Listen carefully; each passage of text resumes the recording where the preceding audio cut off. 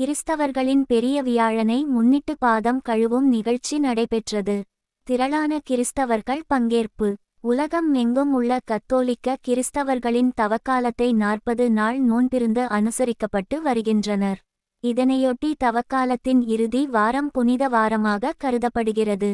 சிவகங்கை மாவட்டம் காரைக்குடி தூய சகாய அன்னை ஆலயத்தில் நடைபெற்ற பெரிய வியாழன் திருப்பலியில் அன்பு மன்னிப்பு குருத்துவம் குறித்து போதனை வழங்கப்பட்டது.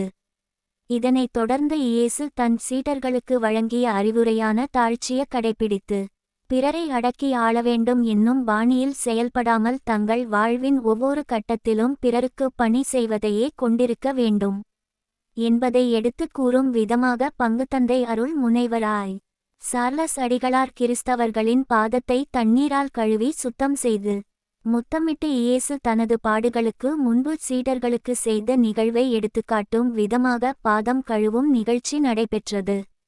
இதில் 2000க்கும் மேற்பட்ட கிறிஸ்தவர்கள் பங்கேற்று இறைவனின் ஆசிர் பெற்று சென்றனர். திருப்பலியை அருட்தந்தை கென்னடி அடிகளார் திருப்பலி மறைவு உரை ஆற்றினார்.